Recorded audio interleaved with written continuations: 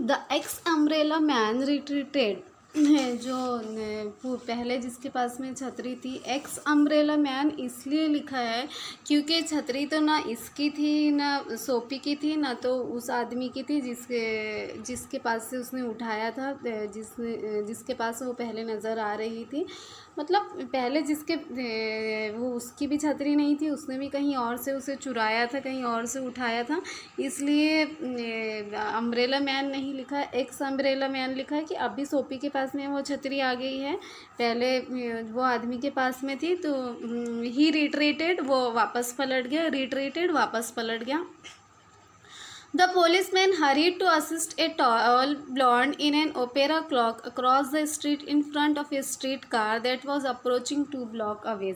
अभी पुलिस को जल्दी थी, पुलिस ने हालांकि इन दोनों को देखा लेकिन उसने कुछ ध्यान नहीं दिया, उसे जल्दी थी। एक लंबे भूरे बालों वाले आदमी जो ओपेरा क्लॉक के सामने था, सामने वाली रोड पर,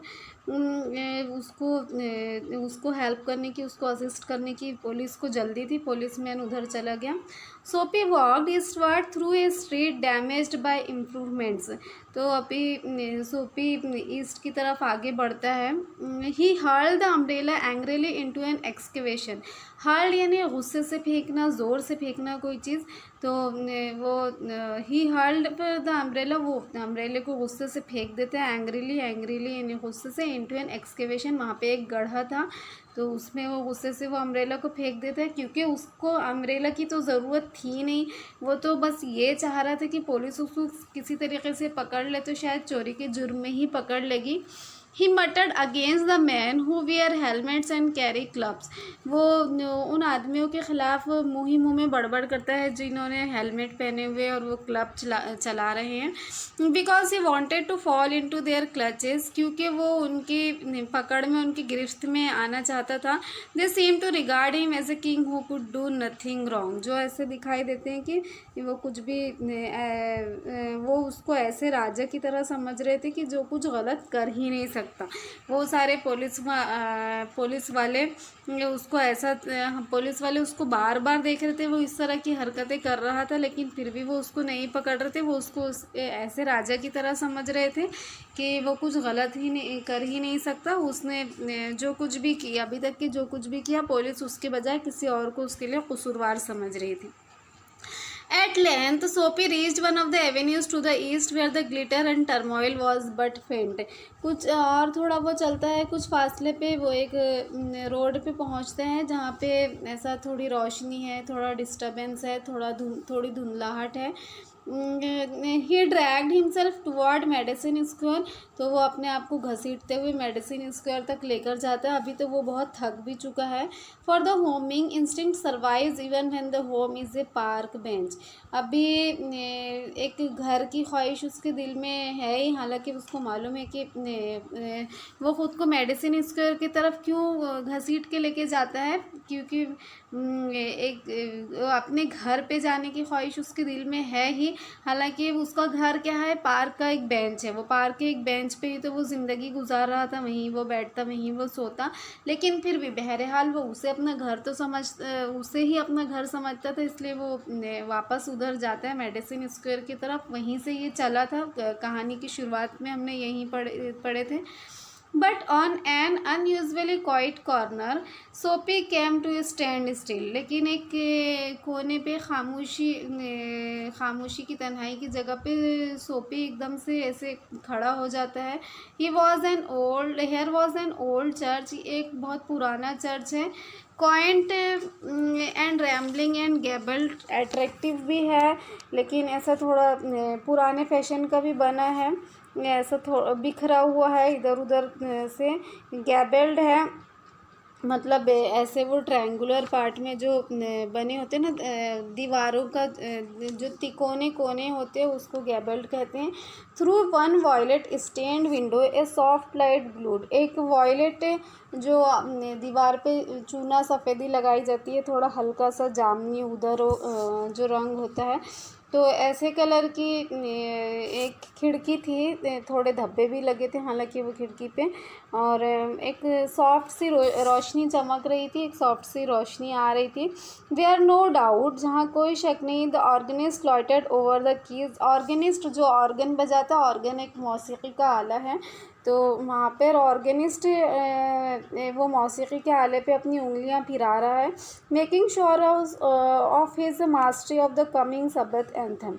वो क्या एक्चुअली वो सबत आने वाला है। सबत क्रिश्चियंस का और ज्यूज़ का एक मज़हबी त्यौहार होता है, तो वो उस पर बहुत अच्छा गा सकेगा, बहुत अच्छा वो बजा सकेगा। तो उस पर महारत हासिल करने के लिए वो अभी ऑर्गन पे अपनी उंगलियां चला रहा है, ऑर्गन की से वो चला रहा है, बजा रहा है। For they drifted out to Sophie's ear sweet music that caught and held him transfixed against the convolutions of the iron fence। अभी वो जो एंथम वो जब गा रहा था, ऑर्गेनिस्ट जो ऑर्गन पे वो एंथम बजा रहा था, उसकी खूबसूरत आवाज़ उसके कानों में पड़ती है, उसके कानों में एक मधुर सा रस टपकता है। Drifted out to Soapy's ear sweet music that caught and held him transfixed, जो उसको ऐसे मिसमराइज कर लेती है, ट्रांसफिक्स्ड कर लेती है उसको, against the convolutions of the iron fence. अभी वो आयरन फेंस, वो लिपटी हुई आयरन फेंस के जो कॉइल्स थी, वहाँ पे जो बाड़ थी लोहे की, उसके सामने वो खड़ा था। तो वो उसको ऐसे एकदम मेस्मराइज कर लेती हैं।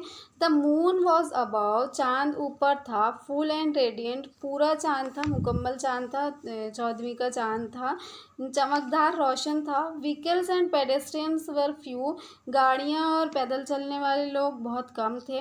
Sparrows twittered sleepily in the eaves और little while the scene might have been a country churchyard. चिड़िया हल्की हल्की चहचहा रही थी, मतलब जो सोने के पहले, रात के पहले चिड़िया, रात के वक्त में जो चिड़िया की आवाज़ें आती हैं ना, ट्विटर्ड स्लीपीली, थोड़ी नींद की आवाज़ में चिड़िया चहचहा रही थी। ट्विटर्ड यानी चहचहाना। इन द एव्स, एव्स यानी ओलती, जो छत का निचला हिस्सा होता है, ओलती जिसे हम कहते हैं। ये पूरा एक कंट्री चर्च यार्ड का खूबसूरत सा सीन था।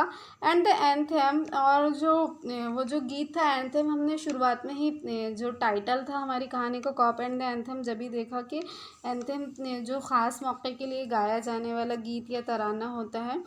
तो और ऐसे खूबसूरत माहौल में चाँद चमक रहा है, रोशन है, चमकदार है, चिड़िया चहचहा रही है, खामोशी है, तन्हाई है, गाड़ियाँ और पैदल चलने वाले लोग बहुत ही कम हैं, और खूबसूरत सा कंट्री चर्च यार्ड है। और ऐसे में वो जो मज़हबी एंथम बज रहा था, तो सोपी, the organist paid cemented Soapy to the iron fence, for he had known it well in the days when his life contained such things as mothers and roses and ambitions and friends and immaculate thoughts and callers। तो ये उसको ऐसे still कर देती है, सोपी को मुंजमद कर देती है, और वो एकदम ट्रांस में आ जाता है, वो उसकी कैफियत में आ जाता है, मशहूर कर देती है। बेसिकली हम ऐसा कह सकते हैं, एक्चुअली मशहूर ही उसके लिए सही लफ्ज़ है। और उसे वो दिन याद आ जाते हैं जब उसके भी बहुत खूबसूरत दिन थे, जब माँ की, किसी माँ की तरह खूबसूरत, फूलों की तरह खूबसूरत, और ख्वाब, मकासिद, दोस्त, और बेदाग ज़िंदगी। इमैकुलेट यानी बेदाग, जो साफ़ सुथरी शफ़ाफ ज़िंदगी। The conjunctions of Sophie's receptive state of mind and the influences about the old church brought a sudden and wonderful change in his soul। तो ये जो सारी चीज़ों का कंजक्शन होता है, माहौल की खूबसूरती और वो माहौल की खूबसूरती और एंथम की खूबसूरत आवाज़, एंथम के खूबसूरत बोल, ऑर्गन की खूबसूरत आवाज़, फिर साथ में सोपी के जो सेंस ऑर्गन थे, जो उसके एहसासात थे, वो सारी चीज़ें मिलकर उसकी रूह में एक अचानक और एक बहुत ही हैरत अंगेज़ चेंज लेकर आती है He viewed with rising horror the pit into which he had tumbled, the degraded days, unworthy desires, dead hopes, wrecked faculties, and base motives that made up his existence. वो देखता है, वो एक खौफ से देखता है वो कि कैसे वो सारी चीज़ों के साथ में सारी चीज़ें थी, उसके जो बेकार दिन गुजरे, जो बेकार सी फजूल से ख्वाहिशें, मुर्दा उम्मीदें और सब टूटी फूटी चीज़ें, और वो सब वो सारी चीज़ों से मिलके जो उसका एग्जिस्टेंस बना था। And also in a moment, और उसी लम्हे में his heart responded thrilling to this strange mood, और इसी लम्हे में उसके दिल ने भी इन तासुरात का साथ दिया, उसने भी जो एहसासात उसको आ रहे थे। A strong impulse moved him to battle with his desperate fact. Desperate मतलब बहुत ज़्यादा ख्वाहिश होना, बहुत ज़्यादा ईगर होना। तो एक ऐसी लहर उसके अंदर उठती है और वो ख़ुद को बदलने की ख्वाहिश उसके अंदर जागती है। He would pull himself out of the mire and would make a man of himself again. Mire यानी दलदल, तो वो ख़ुद को इस दलदल से बाहर निकाल लेगा और इसके ख़िलाफ़ वो करेगा, वो एक अच्छा इंसान बन जाएगा। He would conquer the evil that had enslaved him. Evil यानी बुराई, कन्क्वेयर यानी फ़तह हासिल करना, जीत हासिल करना, इंस्लेव्ड ग़ुलाम बना लिया। वो इस बुराई पर फ़तह हासिल कर लेगा जिसने उसे ग़ुलाम बना लिया है। वो जो अभी तक के आवारागर्दी करता था, चोरी करता, बदमाशी करता और पनाह के लिए भी वो एक जेल की तलाश कर रहा था, तो अभी वो इन सारी बुराइयों पर काबू पा लेगा, फ़तह पा लेगा। There was time he was young yet. एक पहले वक्त था, वो जवान था। He would resurrect his old eager ambitions and pursue them without faltering. और वो इन सारी चीज़ों से ख़ुद को बाहर निकाल सकता था। रिसरेक्ट यानी अपनी लाइफ को दोबारा ज़िंदगी देना, नए सिरे से ज़िंदगी गुजारना, और वो ख़ुद को बिना लड़खड़ाए, बिना डगमगाए, बहुत मजबूती के साथ में, हिम्मत खोए बग़ैर वो अपने एम्बिशंस को और इन सारी चीज़ों को पूरा कर सकता है। दो solemn but sweet organ notes had set up a revolution in him. Solemn जो मजहबी था, सोलेम यानी मजहबी, बट स्वीट ऑर्गन वो जो मजहबी लेकिन खूबसूरत मीठा सा ऑर्गन था, और वो सारी चीज़ें उसके अंदर एक इनकलाब पैदा कर देती है। Tomorrow he would go into the roaring down town district and find work. और वो सोच लेता है, वो तहिया कर लेता है, इरादा कर लेता है कि कल ही वो नीचे जाएगा, शहर में वो जाएगा और ख़ुद के लिए काम ढूंढेगा। A fur importer had once offered him a place as driver. एक बार एक फर इम्पोर्टर ने उसको ऑफ़र भी की थी ड्राइवर की नौकरी के लिए। He would be somebody in the world, he would, और वो ज़िंदगी में कोई ना कोई जगह पा ही लेगा, ज़रूर वो कर लेगा, ऐसे वो सोचता है। वो इतने टाइम से तो पुलिस उसको जुर्म करते हुए देख भी रही थी, लेकिन कोई उसे पकड़ नहीं रहा था, ना उसको कोई, पुलिस को देख के उसको डर भी नहीं लग रहा था। लेकिन जैसे ही वो ये मजहबी गीत सुनता है, ये चर्च से वह एंथम सुनता है, तो उसके दिल की दुनिया बिल्कुल बदल जाती है और वो सारी बुराइयों पर जीत हासिल करने की ख्वाहिश करता है। उसके अंदर एक इनकलाब आ जाता है। और वो ये बिल्कुल तय कर लेते हैं कि अगले ही दिन वो शहर में जाकर काम ढूंढेगा और कहीं ना कहीं उसको जगह मिल ही जाएगी। तब ही सोपी फेल्ट ए हैंड लेड तभी ऑन आर्म। सोपी को अपने कंधों पर एक हाथ महसूस होता है। He looked quickly around into the impassive face of A policeman. तो वो जैसे ही पलटता है, वो देखता है कि एक पुलिसमैन खड़ा है और उसके चेहरे पे कोई तासुरात नहीं है। उन्होंने पुलिसमैन ने उसके कंधे पर हाथ रखा है। What are you doing here? तुम यहाँ क्या कर रहे हो? Asked the officer. Police officer उसको पूछता है कि तुम यहाँ क्या कर रहे हो।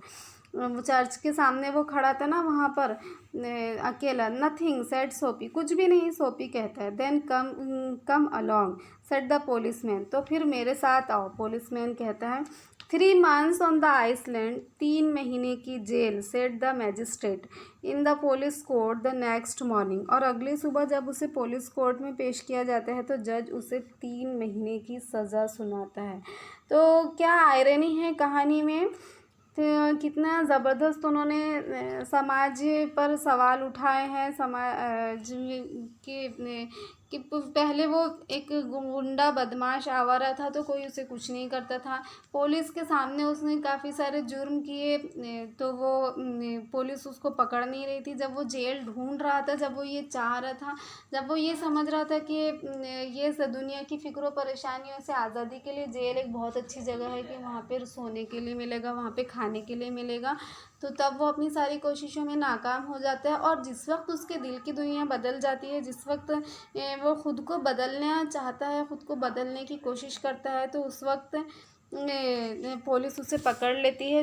उस वक्त जब उसने कोई जुर्म नहीं किया, जिस वक्त वो जुर्म कर रहा था, 3 से 4 मरतबा उसने जुर्म किया और हर मरतबा वो कोशिश के बावजूद, ख़ुद को पकड़े जाने की कोशिश के बावजूद वो पुलिस की गिरफ्त से बचकर बाहर निकल गया। और जिस वक्त वो एक अच्छी स्टेट ऑफ माइंड में होता है, एक अच्छी सोच के साथ होता है, उसने कोई जुर्म नहीं किया होता है, तो उसे 3 महीने की जेल हो जाती है।